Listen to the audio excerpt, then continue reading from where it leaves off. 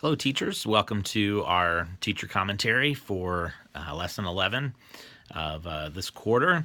And we're talking today about Paul being converted. We've been on this journey through the beginning of Acts here, talking about the spread of the gospel thanks to the persecution, which the Jewish synagogues, churches, leaders were bringing upon this new sect, Christianity, the Way, I think they were calling it at the time. And here we have kind of an aside in chapter 9 of Acts where Luke is going to tell us the story here of this man named Saul. We briefly saw Saul show up in the story of Stephen's stoning, and now we're going to hear the full story. And man, who doesn't love to hear the story, to teach the story?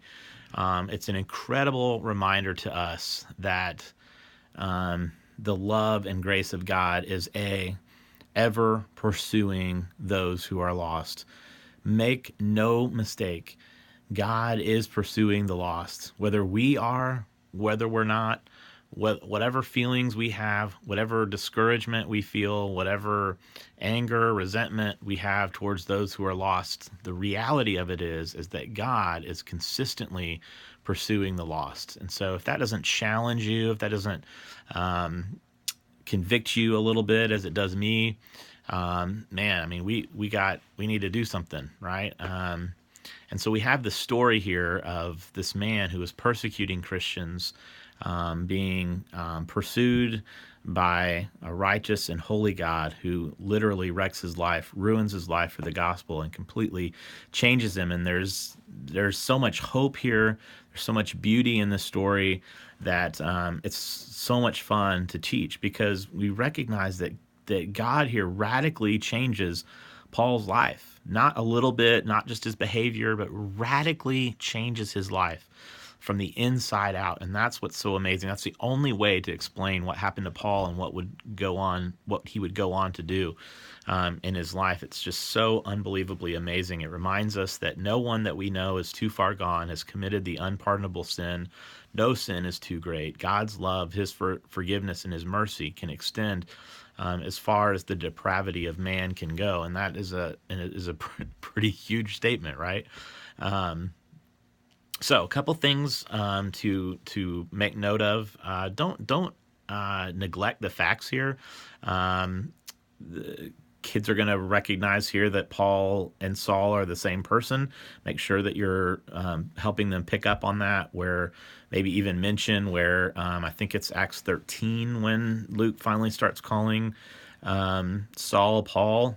You might bring that up, make sure that they understand that. It's always kind of a weird thing. Some kids really latch onto it early, and other kids are always a little confused about it. So make sure that you're not neglecting the facts here of what happened. I think it was pretty cool in the deal that they kind of in the background information, they might have made a reference there to where Paul gives his own testimony later in Acts, I think Acts chapter 20. So you might want to use that as a little compare and contrast to the two stories.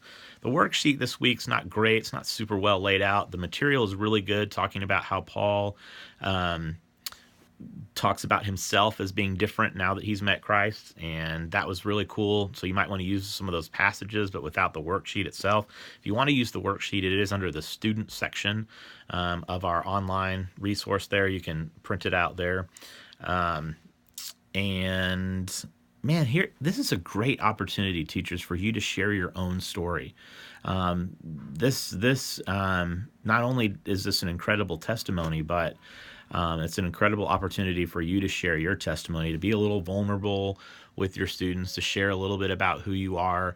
These kind of things go a long way. They build up. They give you credibility. They earn you the right to be heard. So feel free to you might even let, if you feel like you got time and it's something that your heart beats for, you might ask each of the teachers in your class to have just a couple minutes this week and share a quick testimony. Or in the coming weeks, as you teach, you may take a little break out of your time to share your testimony. I think it would be really cool for the students to hear that from you. So Have a lot of fun teaching this. I hope it stirs some passion in you as it does me, and enjoy teaching this study on the life of Paul.